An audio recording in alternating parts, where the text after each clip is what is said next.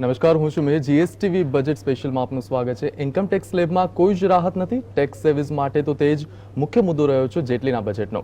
ધનિકો પર વધારે કરવેરાની જોગવાઈ સાથે જ નાની મોટી ગાડીઓને મોંઘી કરવા જેવી બાબતો, આ સાથે જ ઉદ્યોગો તરફ પણ ઓછા ઝુકાવ આ વખતના બજેટમાં ખાસ ધ્યાન દોરે છે. ત્યારે આ બજેટ વિશે વિવિધ ટેક્સીસને લઈને કેવું કહી શકાય તે વિશે તાગ મેળવવાનો આજે આપણે પ્રયત્ન કરીશું. અને આજે આપણે ટેક્સ પેનલમાં આપણી સાથે જોડાયા છે ટેક્સ એક્સપર્ટ્સ મેહુલભાઈ, મનીષભાઈ, તુષારભાઈ કે જેઓ ગુજરાત હાઈકોર્ટના એડવોકેટ છે, તે સાથે છે હિરેનભાઈ, ઇન્ટરનેશનલ ટેક્સ એડવાઇઝર છે, અને સાથે છે પ્રિયમભાઈ કે જેઓ રિજનલ કાઉન્સિલ મેમ્બર છે IACIના. આપ સર્વે મહાનુભાવોનું જીએસટીવીમાં સ્વાગત છે. સૌપ્રથમ પ્રિયમભાઈ, આપને પૂછવા માંગીશ કે જે રીતની એક વાત આવી હતી કે જ્યારે અરુણ જેટલી પોતાનું બજેટ રજૂ કરવાના છે તે ક્યાંક ને ક્યાંક જીએસટીને લઈને પણ એક મુદ્દો ઉછળવાનો હતો. શું કહેવું છે આપનું? જીએસટીની બાબતમાં ઘણી આશાઓ હતી અને જે રીતે હાલની સરકાર જીએસટીને લઈને પ્રિપેરેશન કરી રહી છે એ સંદર્ભમાં આ બજેટમાં એનો કોઈ જ ઉલ્લેખ ન થતા જીએસટી સંદર્ભમાં ઇન્ડાયરેક્ટ ટેક્સ સાઇડ એવું કહેવાય કે થોડું નિરાશાજનક કહેવાય. કારણ કે જે રીતે અત્યારે સ્ટેટ ગવર્મેન્ટ બી સેન્ટ્રલને સપોર્ટ કરવા માટે જીએસટીની પ્રિપેરેશન કરી રહી છે એ સંદર્ભમાં સેન્ટ્રલ ગવર્મેન્ટની ડ્યુટી હતી કે આ બજેટની અંદર જીએસટી ક્યારે લાવવા માગે છે એ વિશે કંઈક ફોકસ કર્યું હોત તો ચોક્કસ વેપાર જગતને ભવિષ્યમાં એમને શું ચેન્જ કરવાના થશે અને ક્યારે ઇમ્પ્લિમેન્ટ થશે એ વિશે માહિતી મળત. જી, કારણ કે 1/4/2016થી ઇમ્પ્લિમેન્ટ કરવાની જે વાયદો હતો એ ઓલરેડી એક્સટેન્ડ થઈને 1 ઓક્ટોબર 2016 સુધી ગયેલો છે અને હાલમાં આ બજેટમાં કોઈ જ એ વિશેની ચર્ચા ન થતાં હવે આ હેંગિંગ જીએસટી થઈ ગયું છે કે ક્યારે આવશે કહી શકાશે નહીં. જી મેહુલભાઈ, ન્યૂ ડિસ્ક્લોઝર સ્કીમ જે પ્રપોઝ કરાઈ છે, શું કહેવું છે આપનું? ફાઇનાન્સ મિનિસ્ટર શ્રી અરુણ જેટલીએ જણાવ્યું છે કે ટૂંક સમયમાં તેઓ એક ડિસ્ક્લોઝર સ્કીમ લોન્ચ કરવાના છે જેની અંદર આપણે આપણું છુપાવેલી આવક કે કોઈ એવા એસેટ્સ હોય જે આપણે અત્યાર સુધી કંઈ ડિસ્ક્લોઝ ના કર્યા હોય આપણા રેગ્યુલર રિટર્ન્સ ઓફ ઇન્કમમાં, તે આપણે રેસિડન્ટ ઇન્ડિયન બધા તેનો લાભ લઈ શકશે. અને તેની અંદર પ્રપોઝ ટેક્સ રેટ છે 30% ભરવાનો રહેશે. પણ તે ઉપરાંત તેમાં બે વસ્તુ ઓર ભરવાની થશે કે 7.5% સરચાર્જ લેવી કર્યો છે અને આ સરચાર્જનું નામ તેઓએ આપ્યું છે કૃષિ કલ્યાણ સરચાર્જ, જેનો ઉપયોગ એગ્રીકલ્ચર તથા રૂરલ ઇકોનોમી માટે થશે. અને તે ઉપરાંત એક પેનલ્ટી 7.5%ની લેવી કરવામાં આવશે. આમ કુલ કરીને આ તમે ડિસ્ક્લોઝર સ્કીમનો જો લાભ લેવા માગો તો 45%નો બર્ડન કરદાતાને પડશે. પણ તે કરવાથી એક વસ્તુની ગેરંટી થશે કે તમારા પર કોઈ જાતનું પ્રોસિક્યુશન લોન્ચ નહીં થઈ શકે, જેથી કરીને પ્રોસિક્યુશન કે જેલના કાયદા છે તે તમને બિલકુલ લાગુ નહીં પડે. અને આની પ્રપોઝ ડેટ્સ તેઓએ જે રજૂ કરી છે તે 1 જૂન 2016થી લઈ અને 30/9/2016 સુધી આ સ્કીમનો લાભ લઈ શકાશે. આ રીતે આપણને 4 મહિના આનો લાભ મળી શકે છે. પણ તેમાં એક વસ્તુ તેઓએ એ પણ દર્શાવી છે કે તમે જ્યારે ડિક્લેરેશન કરો છો તે ડિક્લેરેશન કરો તેનાથી 2 મહિનાની અંદર તમારે આ તમામ રકમ જે ભરવાની થાય છે 45% લેખે તે ભરી દેવી પડશે, તો જ તમને આનો ઇમ્યુનિટીનો લાભ મળી શકશે. એટલે મારા મતે એવું થાય છે કે આ સ્કીમનો લાભ લેવો હોય તો ચોક્કસ લઈ શકાય કરદાતા હોય. કારણ કે અત્યારે બીજા જે પ્રોવિઝન છે, ધારો કે અત્યારે આપણે ત્યાં સર્ચ પડે છે, જે દરોડો પડે છે ઇન્કમ ટેક્સનો, અને તે સર્ચમાં બી તમે જો ડિસ્ક્લોઝ કરો છો તો 30% રેગ્યુલર ટેક્સની ઉપર આપણે એક બીજી પેનલ્ટી 271AA પેનલ્ટી છે, તેમાં બી 3 રેટ છે, 10%, 20% અને 30%, જે હવે 60% બી પ્રપોઝ કરવામાં આવી છે. તો 13માંથી જો બચવું હોય તો આ 45%નો લાભ અચૂક લેવો જોઈએ. જી મનીષભાઈ, આ બજેટમાં એક વાત એ પણ સામે આવી છે, 50C હેઠળ એક અમેન્ડમેન્ટ આવ્યું છે, શું કહેવું છે આપનું? 50Cનું અમેન્ડમેન્ટ પહેલાં જરા સમજાવી દઉં કે 50C તમને ખ્યાલ છે એ પ્રમાણે કે જે આપણી સ્ટેમ્પ વેલ્યુએશન માટે જે આપણે સ્ટેમ્પ પે કરતા હતા એ વખતે જે વેલ્યુ હોય એના ઉપર કેપિટલ ગેઇન્સ પે કરવામાં આવતો હતો. પણ એ એકલી એક ડિફિકલ્ટી જે અરાઇઝ થતી હતી એ નહોતી. જે ડિફિકલ્ટી અરાઇઝ થતી હતી એ ઘણીવાર તમને ખ્યાલ છે પ્રેક્ટિકલ ડિફિકલ્ટીની વાત કરી લઉં. ડેટ ઓફ એગ્રીમેન્ટ, જેને બાનાખાત આપણા ગુજરાત રિજનમાં જેને બાનાખાત કહીએ છીએ, એ બાનાખાતની ડેટ સે ફોર એક્ઝામ્પલ આ વર્ષની હોય અને જે માણસને આપણે વેચેલું છે કે જે એન્ટિટીને આપણે વેચેલું છે એ 5 વર્ષ પછી રજિસ્ટ્રેશન કરાવે છે. કારણ કે બાનાખાતમાં ટ્રાન્સફર કરી દેતા હોય છે, આખા પૈસા લઈ લેવામાં આવતા હોય છે અને આપણે આપણી જમીન આપી દેતા હોય છે. તે વખતે જે ડિફિકલ્ટી અરાઇઝ થતી હોય છે કે કઈ ડેટ પર વેલ્યુ લેવી જોઈએ સ્ટેમ્પ ડ્યુટી પ્રમાણે અને કયા અમાઉન્ટ પર ટેક્સ કરવો જોઈએ કેપિટલ ગેઇન્સ. આને લીધે ઘણો પ્રોબ્લેમ થતો અને ઘણું લિટિગેશન થયું. હવે આ જે અમેન્ડમેન્ટ આવ્યું છે 50C આ પ્રેક્ટિકલ ડિફિકલ્ટીને ધ્યાનમાં રાખીને અમેન્ડમેન્ટ એવું કર્યું કે ડેટ ઓફ એગ્રીમેન્ટની જે વેલ્યુ જે છે અને ડેટ ઓફ રજિસ્ટ્રેશનની જે વેલ્યુ છે એમાંથી ડેટ ઓફ એગ્રીમેન્ટની વેલ્યુ લેવામાં આવશે. આને લીધે ઘણી રાહત, મને માનવા પ્રમાણે ઘણી રાહત લિટિગેશનમાં મળશે. પણ બે ચીજ મારે કહેવી જોઈએ કે એક તો પહેલાં કે આ અમેન્ડમેન્ટ લાયા છે એ લોકો 1 એપ્રિલ 2017થી.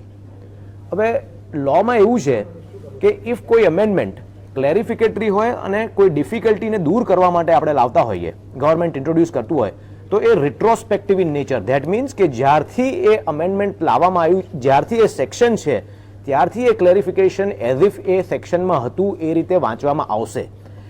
આ એક લિટિગેશનનો મુદ્દો બની શકશે, કારણ કે વેધર જે જૂના કેસીસ છે 2017 પહેલાના પણ એને આ અમેન્ડમેન્ટ એપ્લાય થઈ જશે કે 2017 એપ્રિલથી જ આ એપ્લાય થશે.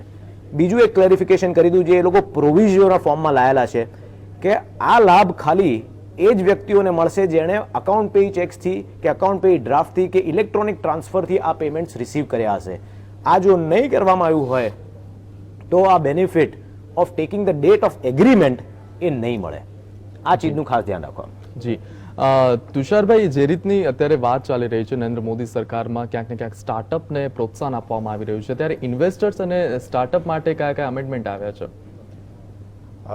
સ્ટાર્ટઅપ માટે મેન્યુફેક્ચરિંગ કન્સર્નના કિસ્સાઓમાં બે એવા એમેન્ડમેન્ટ્સ આવ્યા છે જે ધ્યાન ખેંચનારા છે. એમાંનું એક એમેન્ડમેન્ટ છે એ સેક્શન 158BA એડ કરવામાં આવ્યું છે. એ સેક્શન મુજબ જે નવી કંપનીઓ 1/3/2016થી ફોર્મ કરવામાં આવે છે, માઇન્ડ યુ 1/3/2016 છે, અનલાઇક 1/4/2016, એટલે કે આવતીકાલથી જે નવી કંપનીઓ ઇન્કોર્પોરેટ કરવામાં આવે છે એ દરેક કંપનીઓ આ મેન્યુફેક્ચરિંગનો ક્રાઇટેરિયા જો ફૂલફિલ કરે અને if they are manufacturing concerns, તો એ બધી કંપનીઓને ટેક્સની અંદર એક કન્સેશનલ રેટે ટેક્સ કરવામાં આવશે, નેમલી 25% ટેક્સ લગાડવામાં આવશે. એ ઉપરાંત સરચાર્જ અને એજ્યુકેશનલ સેસ લગાડવામાં આવશે. આ બંને કર્યા પછી એ કંપનીઓ પોતાનું રિટર્ન ફાઇલ કરતી વખતે એ ઓપ્શન અડોપ્ટ કરી શકશે, કારણ કે આ કન્સેશનલ ટેક્સ રેટની સાથે સાથે બીજા હાથ ઉપર એમને આપવામાં આવતા દરેક ઇન્વેસ્ટમેન્ટ બેઝ ઇન્સેન્ટિવ્સ અને ઇન્કમ બેઝ ઇન્સેન્ટિવ્સ છે એ પાછા ખેંચી લેવામાં આવ્યા છે. સો ઓલ્સો એડિશનલ ડેપ્રિસિએશન બી પાછું ખેંચી લેવામાં આવ્યું છે, જેથી દરેક કંપનીઓએ પોતે નક્કી કરવું પડે કે ભાઈ મને આ રિટર્ન ફાઇલ કરતી વખતે કન્સેશનલ રેટ બેનિફિશિયલ રહેશે કે મારે normal rate of tax pay કરી અને બીજા બધા બેનિફિટ્સ લેવા છે. બીજું એક એમેન્ડમેન્ટ જે ધ્યાન ખેંચનારું છે એ 1/4/2017થી આવ્યું છે. એ એમેન્ડમેન્ટ પ્રમાણે 5 કરોડથી ઓછું ટર્નઓવર ધરાવતી કંપનીઓને કન્સેશનલ રેટ ઓફ ટેક્સ આપવામાં આવ્યો છે, નેમલી 29% ટેક્સ, ઉપરાંત સરચાર્જ અને એજ્યુકેશનલ સેસ છે. એ ઉપરાંત સ્ટાર્ટઅપ માટે એક બહુ જ સારી સ્કીમ ઇન્ટ્રોડ્યુસ કરવામાં આવી છે કે સ્ટાર્ટઅપ કંપનીઓને 5 વર્ષના એક ગાળામાં 3 વર્ષ સંપૂર્ણ ટેક્સ માફી આપવામાં આવી છે. આ કંપનીઓ જો 16 થી 19ની વચ્ચે શરૂ કરવામાં આવે અને એ અડોપ્ટ એમનો 5 વર્ષના પીરિયડમાં કોઈ બી 3 વર્ષ જો એ સિલેક્ટ કરશે તો એ 3 વર્ષમાં એમને સંપૂર્ણ કરની માફી આપવામાં આવી છે. એ ઉપરાંત એક નવું પ્રોવિઝન એડ કરવામાં આવ્યું છે, જે પ્રમાણે રોયલ્ટીની ઇન્કમ છે એ સંપૂર્ણપણે 10%ના રેટે ટેક્સ કરવામાં આવશે એવું પ્રોવિઝન છે, જેથી રોયલ્ટીની ઇન્કમ તમારી આવે, જેમાં તમે ઇન્ડિયાની અંદર બેસીને કોઈ વસ્તુ ઇન્વેન્ટ કરો અને તમારી ઇન્કમ છે એ વિદેશી મુદ્રામાં જો આવવામાં આવે તો એ દરેક ઇન્કમ ઉપર તમારે 10%નો ટેક્સ ભરવાનો છે અને મેટ પર પણ સંપૂર્ણ માફી આપવામાં આવી છે. મારા પ્રમાણે આ ઘણા જ પોઝિટિવ સ્ટેપ્સ છે. જી હિરેનભાઈ, આપને પૂછવા માંગીશ કે જે રીતે સ્ટાર્ટઅપની વાત કરી, સ્ટાર્ટઅપમાં બહુ સારા કહી શકાય કે એવા મુદ્દાઓને ધ્યાનમાં રાખવામાં આવ્યા છે, પરંતુ વાત આવે ડિવિડન્ડ ડિસ્ટ્રીબ્યુશન ટેક્સની, તો એના વિશે આપનું શું કહેવું છે? કયા કયા ફેરફાર આવ્યા છે, કયા ચેન્જીસ આવ્યા છે એમાં? ડિવિડન્ડ ડિસ્ટ્રીબ્યુશન ટેક્સ અત્યારની પહેલાં સિચ્યુએશન જોઈએ, કરંટ લોમાં શું સ્ટેટસ છે, કોઈ પણ કંપની ડિવિડન્ડ ડિસ્ટ્રીબ્યુટ કરે, ડોમેસ્ટિક કંપની ડિવિડન્ડ ડિસ્ટ્રીબ્યુટ કરે તો એ કંપનીએ ડિવિડન્ડ ડિસ્ટ્રીબ્યુશન ટેક્સ ભરવો પડે છે અને in the hands of the shareholder એ રકમ ટેક્સ ફ્રી મળે છે. હવે એક એમેન્ડમેન્ટ એવું લાવ્યું, ફાઇનાન્સ મિનિસ્ટરની સ્પીચમાં એમનો શબ્દ હતો સુપર રીચને ડિવિડન્ડ પર એડિશનલ ટેક્સ ઇમ્પોઝ કરવાની પ્રપોઝલ છે. એટલે પ્રપોઝલ એવી પ્રમાણેની છે કે કોઈ પણ ઇન્ડિવિડ્યુઅલ વ્યક્તિ અથવા HUF અને partnership firm 3 category of the SSEને કોઈ પણ કંપની તરફથી જો ડિવિડન્ડ મળે તો એ ડિવિડન્ડની રકમ 10 લાખ કરતાં જો વધારે હોય તો તેના પર એ રેસિપન્ટને 10% એડિશનલ ટેક્સ ભરવાનો થાય. આમાં 3 વસ્તુ અગત્યની છે. નંબર 1 કે આ પ્રોવિઝન જે સેક્શન 115BBD નામનું સેક્શન ઇન્સર્ટ કરવામાં આવ્યું છે ત્યાં આગળ આ એમેન્ડમેન્ટ મૂકવામાં આવ્યા છે. અગત્યની વસ્તુ એ છે કે એ જે કેટેગરી છે એ 3 કેટેગરી છે: ઇન્ડિવિડ્યુઅલ, HUF અને પાર્ટનરશિપ ફોર્મ. બજેટની જ્યારે લાઈવ બજેટ જોતા હતા ત્યારે સુપર રીચની વાત હતી. હવે જ્યારે ફોર્મને જો ડિવિડન્ડ ઉપર ટેક્સ લાગવામાં આવે તો અધર દેન આ 3 કેટેગરી સિવાય કોઈ પણ કેટેગરીને જો ડિવિડન્ડ મળે તો એને 10 લાખ ઉપર વધારે 10 લાખથી વધારે મળશે તો પણ એને એડિશનલ 10% ટેક્સ ભરવાનો નથી. એટલે આ 3 કેટેગરીને જ ભરવાનો છે. જે થોડીક આશ્ચર્યજનક વાત છે કે કેમ કંપનીઓને બાકાત કરવામાં આવી અને કેમ આ 3 કેટેગરી જ રાખવામાં આવી. સુપર રીચ હોય તો ઇન્ડિવિડ્યુઅલ અને HUF બરોબર છે, પણ એ પાર્ટનરશિપ ફોર્મને પણ આ પ્રોવિઝન લાગુ પડે છે. આનાથી એક પોસિબલ લિટિગેશન આવનારા દિવસોમાં થઈ શકે છે કે અત્યારે સેક્શન 14 કેપિટલ એ નામનો સેક્શન ઇન્કમટેક્સ એક્ટમાં છે. એ સેક્શન એવું કહે છે કે તમને ડિવિડન્ડ ઇન્કમ જો એક્ઝામ્પ્ટેડ મળે અથવા તો કોઈ પણ એસએસસીને એક્ઝામ્પ્ટેડ ઇન્કમ મળે તો એનું એક કેલ્ક્યુલેશન રૂલ 8Dમાં આપવામાં આવ્યું છે. એ પ્રમાણે એક પોર્શન ઓફ ધ એક્સપેન્ડિચર ડિસઅલાઉડ થાય છે.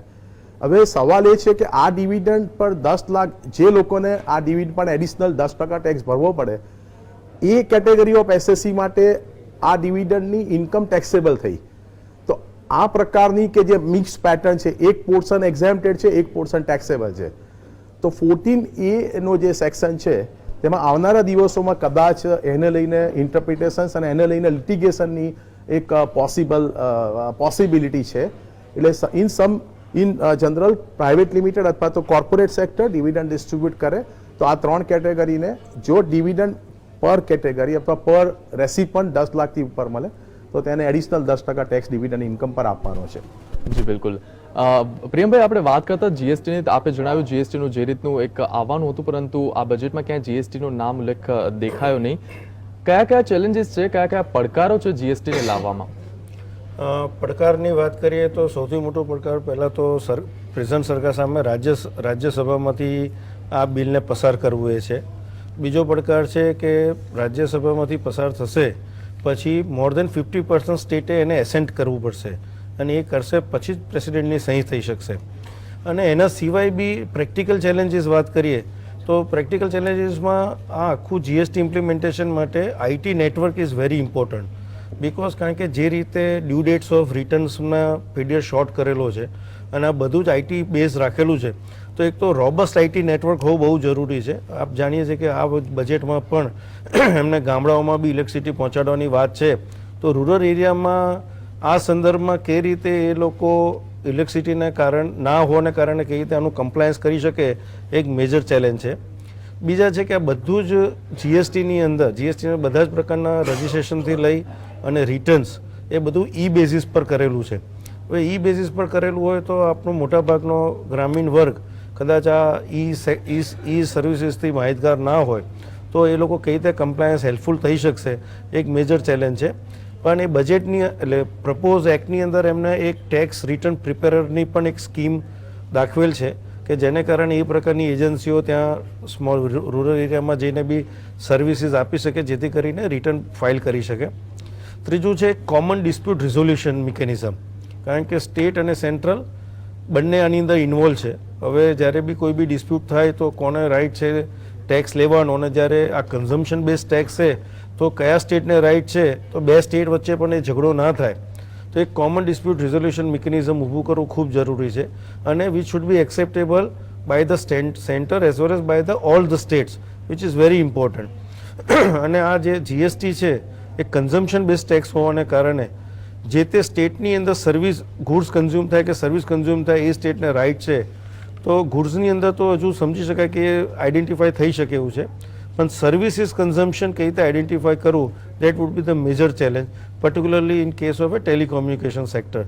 કારણ કે કોઈ બી સર્વિસીસ આપણે એડ ઓન સર્વિસીસ યુઝ કરતા હોઈએ છીએ તો એ સર્વિસીસ બીજા સ્ટેટમાં જઈને આપણે વાપરીએ તો એ કેસમાં કયા રાજ્યને એની પર કર લેવાનો અધિકાર છે એ આઈડેન્ટિફાય કરવું એક અઘરું છે. એના માટે પ્રોપર મિકેનિઝમ એમને બિલ્ડ કરવી પડશે. જી મેહુલભાઈ, આ સાથે જ એક વાત આના જે બજેટ જાહેર થયું તેમાં આવી છે કરને લઈને એક વાત આવી છે, વિવાદિત કરનું જે આપણે ડિસ્પ્યુટ કહીએ છીએ તેને લઈને એક પેનલ્ટીની એક જાહેરાત પણ કરવામાં આવી છે, જેમાં 10 લાખનું કંઈક બતાવવામાં આવ્યું છે. શું કહેવું છે આપનું? આ બજેટમાં ફાઇનાન્સ મિનિસ્ટરે એક નવી સ્કીમ લોન્ચ કરવાનું કહ્યું છે, જેનું નામ આપ્યું છે ન્યૂ ડિસ્પ્યુટ રેઝોલ્યુશન સ્કીમ. હું માનું છું કે આ સ્કીમનો લાભ જે નાના કરદાતાઓનો છે તેને ચોક્કસ થશે.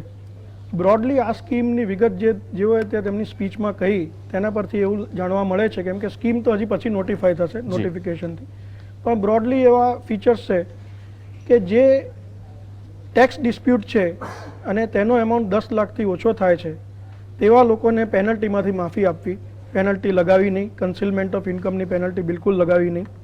પછી જ્યાં ડિસ્પ્યુટેડ ટેક્સ 10 લાખથી વધારે છે તેવા કેસોમાં તમે એક વન ટાઈમ સેટલમેન્ટ રૂપે 25% ઓફ મિનિમમ પેનલ્ટી ભરીને છુટકારો કરી શકો છો. અને બીજી જે પેનલ્ટીની પેન્ડિંગ અપીલો છે, જે આજની તારીખે તમારી અપીલો જે કમિશનરમાં કે હાયર લો ઓથોરિટીઝમાં જ્યાં જ્યાં પેન્ડિંગ છે તેવા કેસોમાં બી આ સ્કીમમાં તમને લાભ મળી શકે છે.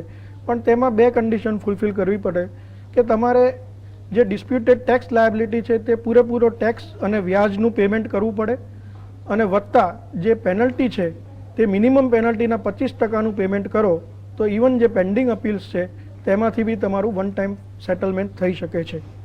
તે ઉપરાંત આ જે નવી ડિસ્પ્યુટ રેઝોલ્યુશન સ્કીમ છે તેમાં 2-3 અન્ય મુદ્દાઓ પણ સારા લેવામાં આવ્યા છે.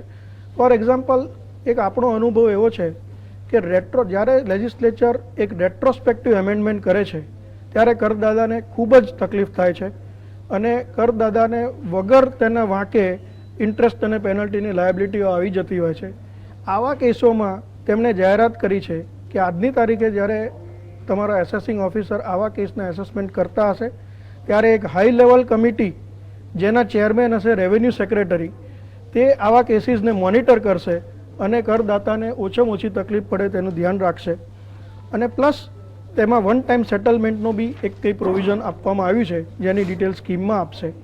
પ્લસ આ સ્કીમમાં એક બીજી ખાતરી પણ આપવામાં આવી છે કે આપણો અનુભવ એવું કહે છે કે જ્યારે હાઈ પીચ એસેસમેન્ટ થાય છે, જ્યારે ખૂબ જ મોટી આકારણી થાય છે અને ખૂબ મોટી ડિમાન્ડ ઊભી કરવામાં આવે છે ત્યારે ડિમાન્ડ પે કરવા માટે કરદાતાને ખૂબ જ પ્રેશર હોય છે અને તેનો ખૂબ જ તકલીફમાં મૂકવામાં આવે છે. આવા કેસોમાં તેઓએ જાહેર કર્યું છે કે આ સ્કીમ હેઠળ ખાતરી આપવામાં આવે છે કે જ્યારે આવી ડિસ્પ્યુટેડ ડિમાન્ડ જે હશે એના જો તમે 15% પેમેન્ટ કરી દો તો બાકીની ડિમાન્ડનો કમ્પલસરી સ્ટે આપવો પડશે જ્યાં સુધી તમારી ફર્સ્ટ અપીલ ચાલે નહીં ત્યાં સુધી. મારા મતે આ એક ખૂબ જ અગત્યનું પગલું છે જેનાથી કરદાતાઓની હેરાનગતિ જે છે આ પેમેન્ટ કરવાની તેને ખૂબ જ હળવી બનાવી દેશે. અને પ્લસ એક બીજી બી જાહેરાત કરવામાં આવી છે કે આજે એક સ્કીમ આજે એક સેક્શન નીચે એવું પ્રોવિઝન છે કે you can apply for waiver of interest and penalty.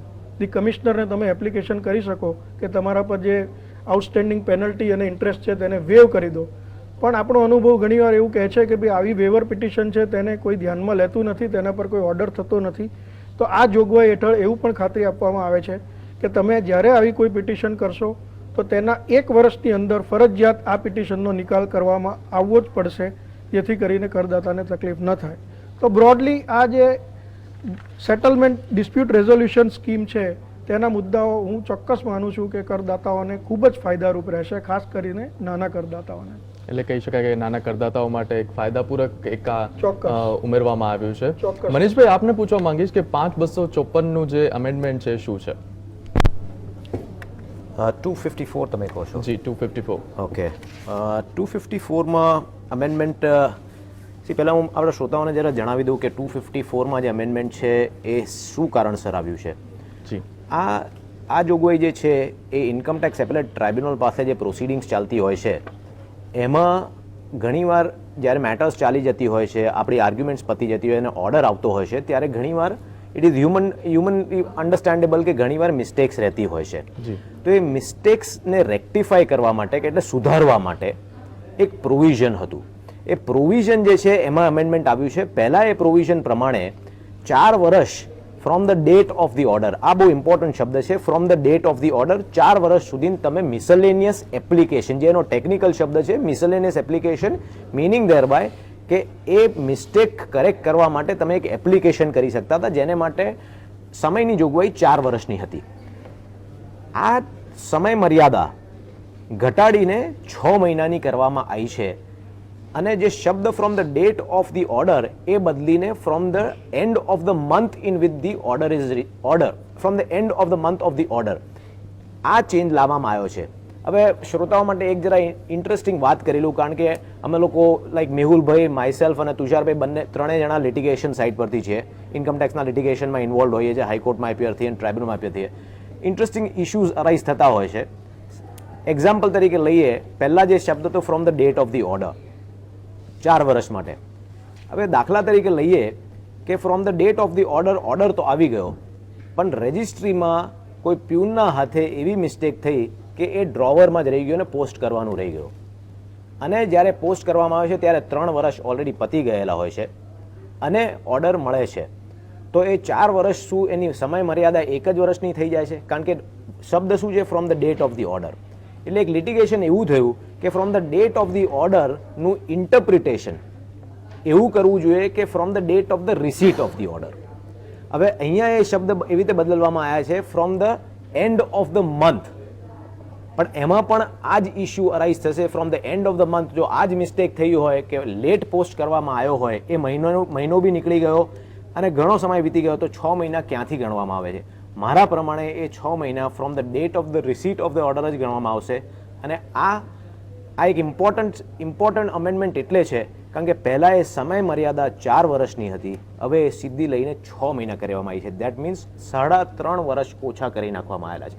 આ ઇમ્પોર્ટન્ટ એસ્પેક્ટ છે, એ ધ્યાનમાં રાખજો કે કોઈ બી આવી મિસ્ટેક હોય તો બી અ લિટલ વિજિલન્ટ. તરત જ આ ચીજને ટેકઅપ કરજો પોતાના ચાર્ટર્ડ એકાઉન્ટન્ટ કે ટેક્સ પ્રેક્ટિશનર સાથે કે તમારા વકીલ સાથે, સો દેટ કોઈ બી મિસ્ટેક હોય તો એનું રેક્ટિફિકેશન માટે મિસેલેનિયસ એપ્લિકેશન તરત જ ફાઇલ કરવામાં આવે. અધરવાઇઝ તમે બસ ચૂકી જશો અને એના પછી કોઈ જ રેમેડી છે નહીં. આ ખાસ ધ્યાન રાખવામાં આવજો. જી તુષારભાઈ, 115B હેઠળ પણ અમેન્ડમેન્ટ આવ્યો છે, શું કહેવું છે આપનું? 115B નીચે 2 એમેન્ડમેન્ટ એવા આવ્યા છે કે જે ઉડીને આંખે વળગે તેવા છે. એક 115B JB, that is the provision concerning the book profit. જ્યારે એવું ધારી લેવામાં આવે છે કે તમારો બુક પ્રોફિટ છે એના પર તમારે ટેક્સ ભરવાનો છે, not on your income tax profit. એ સેક્શન છે એ subject matter of huge litigation છે અને એમાં one of the major litigation is કે આ 115 JBનું પ્રોવિઝન છે એ માત્ર ડોમેસ્ટિક કંપનીઓને જ લાગુ પડે છે કે ફોરેન કંપનીઓને પણ લાગુ પડે છે? અત્યારના બજેટમાં એમેન્ડમેન્ટ એ આવ્યું છે કે આ લિટિગેશન છે એ ફોરેનની કંપનીઓને લાગુ નથી પડતું. I believe that is a welcome move કે એક આખા લિટિગેશનનો એન્ડ આવી જાય છે. અને બીજું એમેન્ડમેન્ટ 115 JBની અંદર એ છે કે 115 JB અત્યાર સુધી એવું માનવામાં આવતું હતું કે એ માત્ર individual taxpayers, the corporate tax પેયર્સને જ અફેક્ટ કરે છે. હાવેવર અત્યારે નવા એમેન્ડમેન્ટની અંદર જે રોયલ્ટીની ઇન્કમ થાય છે, જે મેં પહેલાં ચર્ચા કરી કે રોયલ્ટીની ઇન્કમ 110%ના રેટે એક કન્સેશનલ રેટે ટેક્સ કરવામાં આવે છે, તે સંપૂર્ણપણે માફ કરી દેવામાં આવી છે. જી, આ સમગ્ર મુદ્દે ચર્ચા આપ પાંચેયની સાથે આગળ પણ ચાલુ રાખીશું. હાલ દર્શક મિત્રો સમય થઈ ગયો છે કે નાનકડા વિરામ લેવાનું. જોતા રહો GSTV.